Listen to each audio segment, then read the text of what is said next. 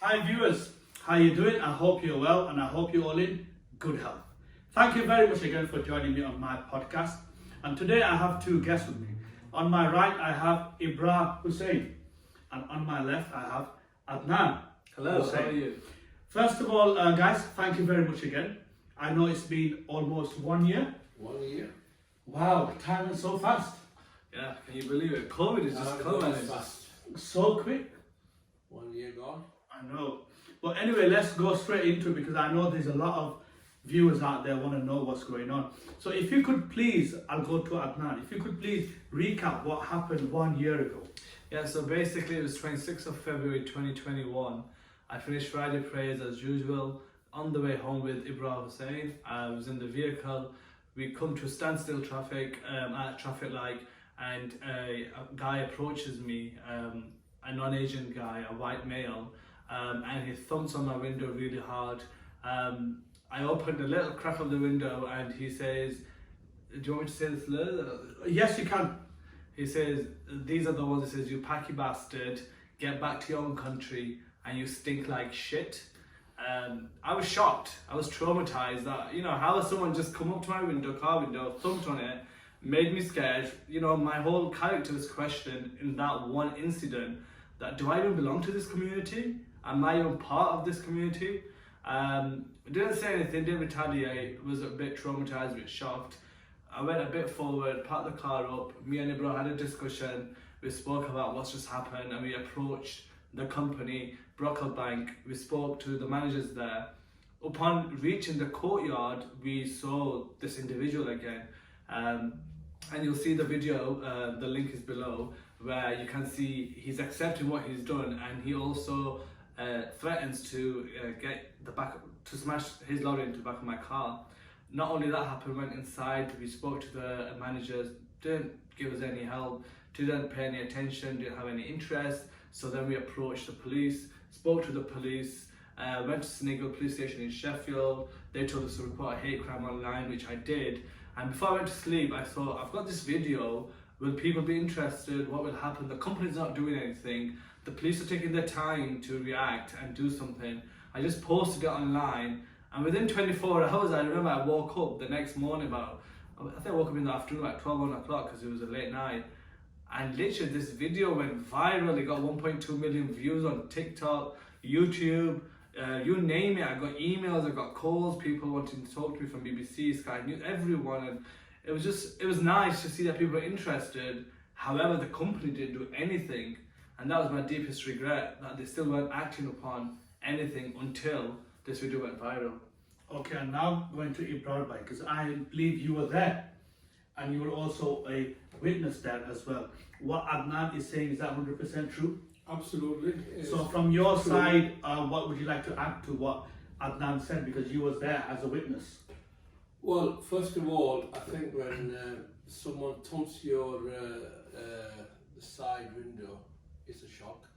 So it's correct what he said. I did put my hand on his shoulder to say, don't react, because my life experience shows me, if you react as well, then things get out of hand, because he's young. He was shocked, and the person who came was aggressive.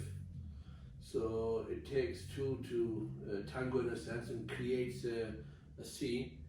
But he listened, and I said, don't put the window down, and he didn't. But he put a crack down so we could hear him. But the gentleman was shouting so loud, I think the other side of the street could hear him. And I heard every word he said very clearly. I gave a statement to that effect, and I said that in the court as well. So what Adnan has expressed is very clear. And what then happened afterward, we went to the company, and that was the most disappointing bit that concerns me even now. I think they have a duty of care, they have a responsibility as an employer, and they have a duty to the community as well. So at that time he was working for them, and he had a company logo on the lorry, which Adnan identified. So for me, this issue still is outstanding, because the company owner we met, I spoke to him because Adnan, I think, was in shock, and didn't say anything, but inside he was hurt. But I felt as though we were brushed away. Shake down, okay, thank you, bye. This is done, we'll deal with it. There wasn't anything taken in consideration to say that there was no pain, there was no remorse, there was no emotion, there was nothing I could say that was taken. And I think Adnan signaled, let's get out of here because nothing is going to happen. When we came out, the gentleman came, we were in question, and I said to him, you should have done this, and shake hand, and in a sense to get away from there. Because you just felt so vulnerable in that situation. There were only two of us in the whole of the building, with the minority where we could see, and the owner of the company wasn't concerned. It's afterwards when Adnan expressed that it went viral, the whole video, which Adnan went and he made a video which was a good initiative for anyone watching. If something happens like this, get your camera out and make a video, because this was also played in the court as well. You know, when Adnan gave evidence, and the judge. And we're going to come back into that. Now going to Adnan. After the incident, what did you want to do about this? How did you think I want to tackle this? The way I wanted to tackle it, well, first I was shocked with what happened, but you know, they say if you fight fire with fire, you're not going to get anywhere. So I remained calm, I remained cool, and I think if I didn't have Ibrar there with me, then you know, I would have been more scared and terrified. But because I had him, I was somewhat, you know, scared, but I had some support. You were more vulnerable. Yeah, and I had that support from yourself in that sense. But about tackling this, I wanted something to be done. I wanted, you know, someone to say what's just happened and acknowledge it was wrong, it was bang out of order. It was something that you don't expect in a normal life. I mean, you know, we see it in a normal, you know, Asians do get picked on and all, but you just wouldn't stop in the middle of traffic, you know, leave your car unattended to come to me, thump on my window and then just shout those slurs, racist remarks, and then just leave. That was not, you know, you just don't expect it in normal life. However, before that video went viral, before when I approached the company, I wanted them to take action. I wanted them to do an investigation, a thorough investigation as what's just happened, and our driver is wrong, and for him to be like, I'm sorry, I acknowledge and accept, and that shouldn't have been said. But instead of that, there was nothing done, and that's what made me realize that, you know what, there's nothing that's going to happen here. Then only I went to the police, and I went and took it further to the authorities, because if me and you can't collaborate together, we can't work together peacefully, I'll go further and take it to the law and let them do it and let it go in the hands of the law. Okay, now going to Ibrar by, as you mentioned, hand of the law, because obviously you assisted him, you've been there from day one to help him. What did you actually do to take it further? Well, first of all, I think it's very important that you have to recognize what has happened. And then there are two approaches. One, you go to the employer, and that's what we did, the right step. And we didn't see any success there. The second thing is that you have to report this to the police, because hate crime comes under police to investigate within law properly. So we did that. We also reported, it made aware our local member of parliament, our local councillors, and organisations as well. There were other organisations. But I think the most important one who was watching is the police. You must bring it to the attention of the police, and also you must make a statement, number one from the victim, number two from the witness, because witnesses are key.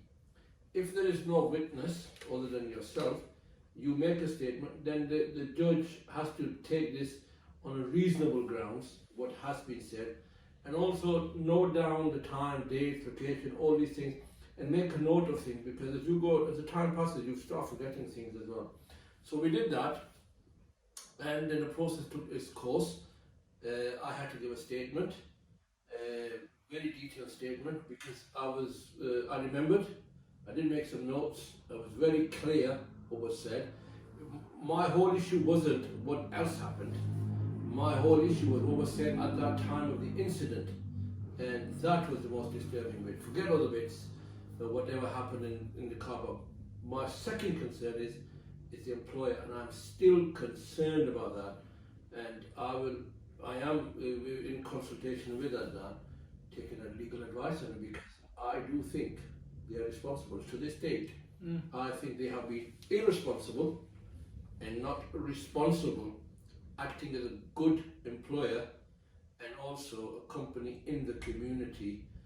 You know, where they're based, they're in a community where many diverse communities live.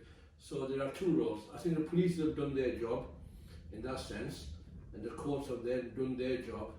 And I think Adnan can explain what happened at the court. And I think it's important that people who are watching is that they need to be strong, and they also need to make sure that don't give up. I think that's the whole message of this vlog and video, is that we encourage everyone.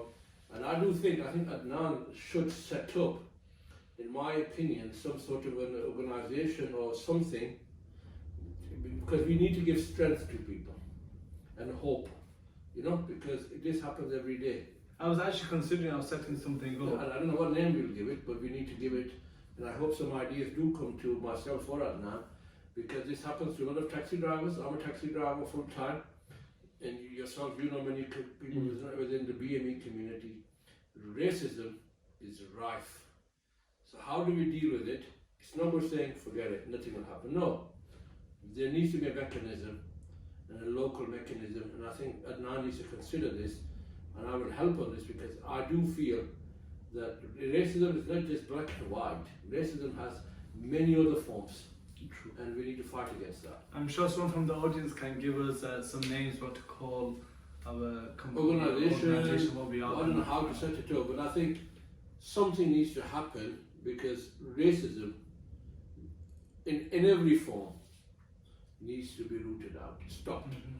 I'm now going to Adnan, if you could please tell us a little about the court. Yes. What happened at the court? So it was last week when we went to court.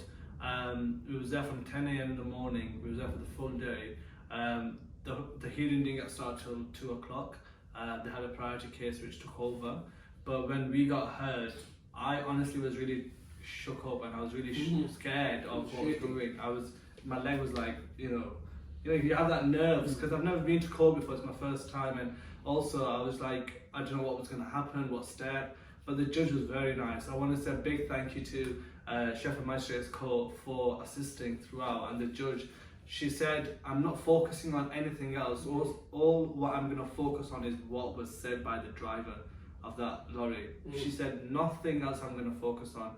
That gave me some confidence, because I was really scared he can say this, he can say that, which he did. He said I spat on him, and he goes, he didn't call me a packy bastard, he called me a dirty bastard. But obviously that video said something else, and he's showing something else. So he knew what he did. The only upsetting thing was he took me through a trial when he knew he was wrong and he couldn't plead guilty beforehand.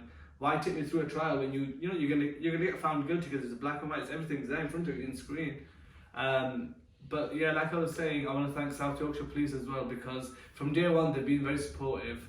They've told me when X, Y, and Z has been said. They've told me when.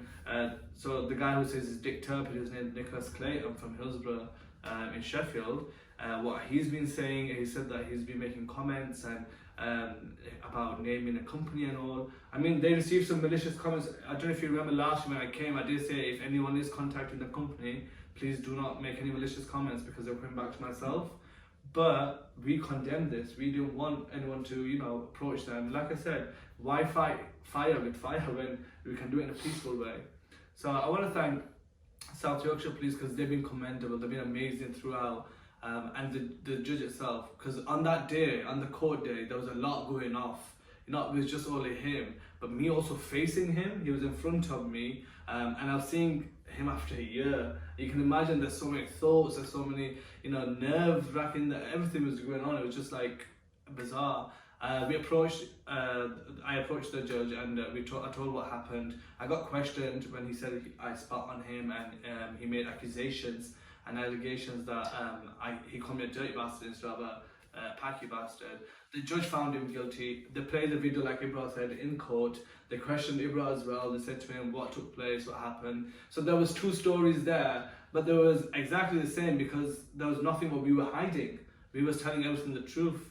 But they found him guilty on the day of the court, and she financially sentenced him. So she goes, because he hasn't got no prior convictions as such with racial abuse, aggravated issues.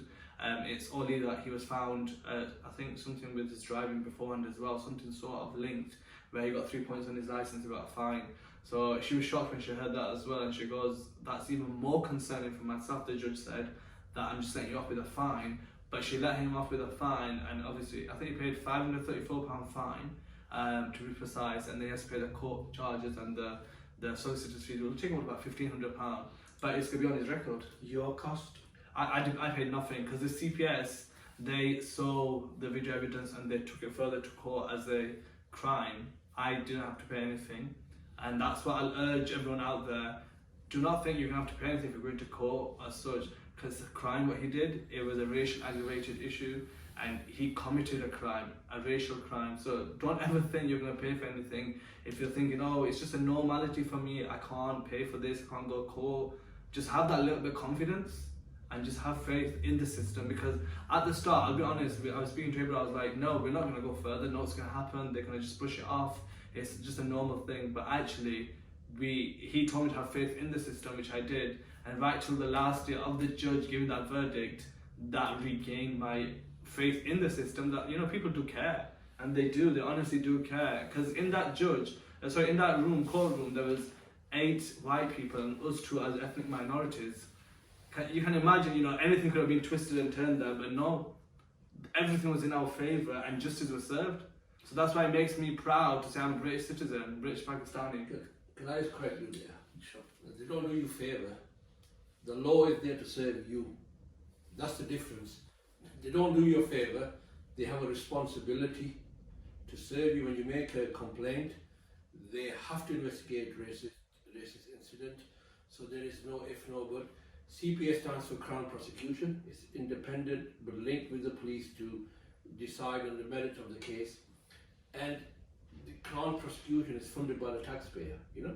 So it's there for you, and let the system assist you at their cost, the taxpayer, as a system, because their allocation funds are given yearly. No, but that's what people are scared about. Well, people know. People are not scared. They don't know. People not aware. People need to know that this. is what we need people to do. I think the authorities could do more. The authorities could do more and inform people more, make the system much more easier, user-friendly. I will use the word user-friendly. Have a clear access as well. I think the process what Adnan went through and I went through, because my experience was easy for me. Adnan the first time, but the way the police took the statements, I think it was easy process. Mm-hmm. And also the court day was easy. Adnan wasn't aware there's a witness service. I think that could be improved a lot more. I think there could be a bit more done with that. But with regards to it took a long time, because I think the main factor here was COVID. Yeah, COVID. It should have been dealt with within 3 months. Okay. I don't think that should be long, and I think these kind of cases need to be given priority. I do think legislation needs to change. Mm-hmm. And I think we need to lobby on that. Priority, quick. It's not good just giving somebody a fine for racial aggravated incident. I think there needs to be some sort of a tougher sentence in place. So people say if we first time I'll get away with it. Mm-hmm. I think that needs to get away, that mess needs to get away with, so the victims are protected. As I say, racism is not just about the colour of the skin. Mm-hmm. Racism has many factors in it. So what Adnan did, I think, is his first time. I could see he was nervous. He went through the processes.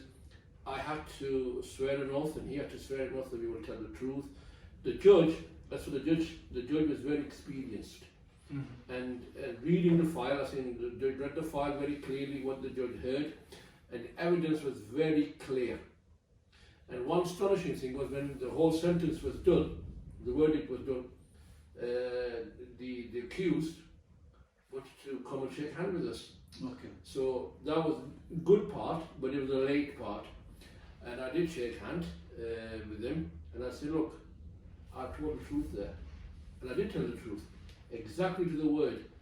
And even I think the prosecution tried to challenge, but they couldn't, because my facts were very, very clear.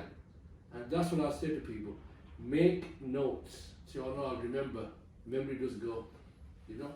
And I encourage everyone, please, soon as the incidents happen, write down and contact the police and say, I want to make a racist, aggravated incident. Lodge it, they will have to follow it. Very important. That's the message for today. Adnan, what would you like to add? Because I know a lot of people are watching this podcast today, and I'm sure a lot of people are saddened, upset, and in the same way they're quite happy that something has been done, just has been done. What do you have to say to all the viewers watching today? All I would like to say to everyone out there, please do not be afraid of anything, of the whole process, of what's going to happen after, or if the accused is going to be dealt with. Just please focus on yourself, your own well-being, because I can tell you it's mentally draining. And also want to say, just go ahead with it with full confidence. If you can record it, record it. If you can write things down, please write them down, exact word to word what happened. And please go, and like the way I did, go on to, if you're from South Yorkshire, go on, report South Yorkshire hate crime and follow the whole process. The police will get in touch with you, they'll take witness statements, and then hopefully you can go further and you can take it to court if there's enough evidence there, and on the basis of obviously the information and the data you give them. My only advice to you would be, it's a long process sometimes, it may be hard, but please believe in yourself. And if you need any support, my email is down below on here, but I'll just say it's adnan.hussain123@hotmail.co.uk. Just contact me. I've been through it personally myself, and I want to be there for you guys if you need any support, how to do it, if there's any information you need, because you are not alone in this. Our community always think, and other communities always think that they're alone in this. What if this happens? What if that happens? What if my job goes? What if it impacts this? Guys, don't worry anything about that. Just focus on yourself, and there's justice there. You can't have anyone, you know, attacking your character and attacking your race and your colour of your skin for something that's gone wrong. I mean, everyone makes mistakes. Like in this incident, if you're saying my driving was an issue, or if you're saying the whole day of his day was all an issue, that he worked 12 hours that day, I'm sorry, but going and attacking someone's colour of their skin and the originality where they've come from, that's just not on. So we want to speak against this, and we want to spread awareness. So if something like this happens to you, come forward, speak about it, and let's fight together and get justice. Thank you, Adnan. Ibrar, final messages regarding this? I think similar. Awareness is key. Making notes and making sure that you report this. Report to the real authorities, that is the police. You can report to other organisations afterwards, but the first step is the police, and make sure the witnesses you have and the incidents happen, you note everything, record everything, as Adnan has said. I think the next message is I would request for Adnan to consider something set up, and also to contact him. I think he's maybe on Facebook or Instagram or Snapchat, he's easily contactable. And make sure that we don't give up. You know, racism, especially ethnicity, and especially one other thing, Muslims get targeted nowadays. It's not acceptable against anyone. So we must stand up against this. Stop racism. Guys, thank you very much. It's been an absolute pleasure, and all the very best. And I hope you have enjoyed this video. If you have, please share, like, comment, and I'll see you soon. Assalamu alaikum. Thank you, Ash, for having us here.